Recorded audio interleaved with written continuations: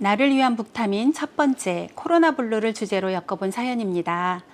20대 여성이십니다. 고혜님이신데요. 대학교 입학했지만 비대면 수업으로 학교에 가보지도 못하고 기숙사 생활조차 못하는 상황. 집에서 수업을 들어야 해서 잠에도 깨지도 않은 채로 듣다 보니 점점 나태해지는 것 같습니다. 무기력해지고 게을러지는 생활에서 벗어나 다시 의욕을 가지고 규칙적인 생활을 할 수 있도록 도와주세요. 하고 보내셨고요. 40대 여성이십니다. 토닥님께서는요. 코로나로 교류를 하지 않고 혼자 지내는 시간에 점점 익숙해져서 직장과 가정 병행으로 바삐 살다 문득 혼자라는 생각이 날 때 외로움이 밀려옵니다. 코로나 시대에 나를 발전시키고 더 성장할 수 있는 책 추천 부탁드립니다. 하셨습니다. 다음 40대 중반 여성이십니다. 무별님이신데요. 부모님 복양과 아이들 뒷바라지에 여념이 없는 40대 중반의 여성입니다. 코로나와 나이의 무게감 때문에 힘듭니다. 마음에 휴식을 줄 수 있는 책 처방 부탁드려요 하셨어요. 50대 여성이신 마리아님께서는 생각지 못한 현 상황이 장기화되면서 무기력해지고 불안감이 가중되면서 심리적 불안과 신체적 변화, 갱년기로 더욱 내 의지와 상관없는 감정 변화에 삶의 지침을 느낄 때가 종종 오네요. 이런 증상에 약이 필요합니다. 지혜롭게 대처할 수 있는 처방전 부탁드립니다. 하셨습니다. 하루가 다르게 치솟는 코로나 확진자 수를 보면서 아무리 그러지 않으려고 해도 나도 모르게 우울해지고 에너지가 소진되는 느낌이 드는 건 사실이죠. 하지만 이대로 바이러스에 무너질 수는 없습니다. 힘을 내야 하겠습니다.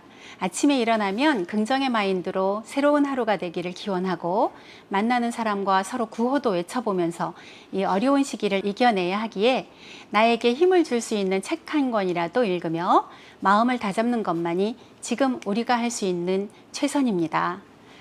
우리는 사막을 건너는 중일까요? 아니면 산을 타고 있을까요?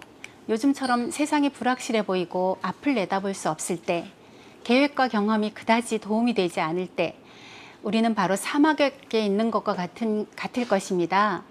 인생은 분명한 목표가 보이는 산보다 어디로 가야 할지 막막한 사막을 더 닮은 것 같습니다. 죽음의 땅 사하라에서 길을 찾아 헤매며 터득한 인생이라는 사막을 건너는 방법, 사막을 건너는 6가지 방법이라는 책을 가지고 왔습니다. 스티브 도나휴는 여러 직업을 전전하고 결혼과 이혼, 자녀 양육이라는 인생 역정을 거치며 삶은 산을 오르는 것처럼 목표를 세우고 그것을 향해 나아가는 것이라는 기존 관념에 대해 의문을 갖게 됩니다. 목적지에 이르는 방법을 몰라서 방황하는 것이 아니라 자신이 진정 원하는 것이 무엇인지, 자신이 지금 서 있는 곳은 어딘지 확신하지 못하는 데서 비롯되었음을 깨닫고 20대의 사하라 사막 여행을 재해석하며 인생은 산을 오르는 것보다 사막을 건너는 것과 더 닮았다는 것을 발견하게 됩니다. 그리고 사막을 건널 때에는 산을 오를 때와는 다른 그 계획과 방법이 필요하다는 것이라는 가정하에 수많은 기업과 개인을 상대로 인생이라는 사막, 변화라는 사막을 건너는 효과적인 방법을 연구하고 적용해 왔습니다. 사막을 건너는 6가지 방법 하나씩 보시면요. 6가지로 구분을 해놨는데 처음에 지도를 따라가지 말고 나침판을 따라가라 라고 하고요. 그 다음 오아시스를 만날 때마다 쉬어가라. 그리고 모래에 갇히면 타이어에서 바람을 빼라.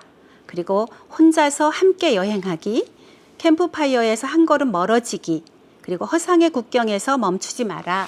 이렇게 6가지를 가지고 우리한테 이제 이야기를 해주고 있는데요. 제1원칙, 지도를 따라가지 말고 나침판을 따라가라 에서는 우리가 인생이라는 사막을 건널 때 혹은 변화의 사막을 건널 때 나침판은 다음과 같은 3가지 역할을 한다고 합니다. 그러니까 길을 잃었을 때 방향을 가르쳐 주기도 하고요. 그리고 우리를 더 깊은 사막으로 안내해 주기도 하고요. 그리고 목적지보다 여정 자체에 중점을 둘 수 있도록 해준다고 하고 있습니다. 다음 2번째, 오아시스를 만날 때 쉬어가라에서도 그 쉬어야 하는 이유를 3가지로 정리를 해 놓는데 처음에 쉬면서 기력을 회복하라. 그리고 2번째는 여정을 되돌아보고 정정해야 할 것은 정정한다. 그러려면 생각할 시간이 필요하기 때문이다. 라고 했고요. 마지막으로 오아시스에서 같은 여행길에 오른 다른 여행자들과 교류하기 위해서는 쉬어야 한다라고 하고 있습니다. 제 3원칙 모래에 갇히면 타이어에서 바람을 빼라에서는 자신의 계획이 더 이상 소용이 없음을 인정하는 것과 같이 자기가 모든 해결책을 가지고 있는 것은 아니라는 사실을 인정하라는 겁니다. 그리고 사하라 사막에서 타이어의 공기를 빼는 건 부끄러워해야 할 일이 아니다. 공기를 빼는 것도 여행의 일부다라고 말하고 있고요. 그다음에 혼자서 함께 여행하기. 역설적으로 들릴지 모르지만 우리는 다른 사람의 도움이 필요하지만 동시에 혼자 여행을 해야 하기 때문입니다. 어느 순간이든 다른 사람의 어깨가 필요할 때가 있고 혼자 헤쳐나가야 하는 순간도 있는데, 그리고 또 동시에 두 가지가 필요할 수도 있죠. 우리가 개발해야 할 기술은 우리에게 필요한 것이 무엇이고 언제 필요한지를 뚜렷하게 인식하는 능력이다라고 말하고 있습니다. 제5원칙 캠프파이어에서 한 걸음 멀어지기는, 우리 인생에는 따뜻하고 친숙한 캠프파이어들이 많이 있잖아요. 뭐 가족, 친구, 집, 그리고 인간관계, 뭐 좋은 습관, 나쁜 습관, 이런 것들이 모두 이제 우리 캠프파이어라고 볼 수 있는데, 우리가 알고 있는 세상, 우리가 세상을 바라보는 방법, 이런 것들입니다. 하지만 때로 우리는 그 안락함과 안전을 기로해야 할 때가 있다. 그래서 우리에게 필요한 것은 사막의 깜깜한 어둠 속에서 밖에는 찾을 수 없기 때문이다 라고 하고 있고요. 그다음 제6원칙 허상의 국경에서 멈추지 말라는, 국경선은 허상처럼 보이고 진짜 우리 앞길을 가로막고 있는 것처럼 느껴집니다. 근데 우리는 그 국경선을 건너면 뭔가 끔찍한 일이 벌어질 것으로 생각하지만, 사실은 그 반대로 국경선을 넘지 않으면 끔찍한 일이 생긴다 라고 이야기하고 있습니다. 여기 뒤에 말미에 제가 한 구절 읽어드리고 싶은 부분이 있는데요. 멋진 여행이란 돈을 들여서 흔들림 하나 없이 길을 달리는 그런 여행이 아니라 단순히 여행하는 순간을 최대한 활용하는 것이다.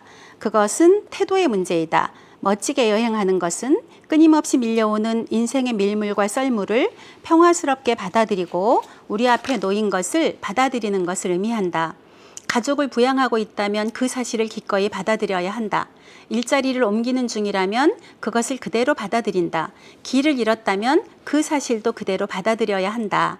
멋지게 여행할 때 우리는 자신을 포함해서 아무것도 완벽하지 않다는 사실을 받아들여야 한다. 그렇게 되면 스트레스도 덜 받고 더욱 즐거운 마음으로 여행할 수 있다 라고 하고 있습니다.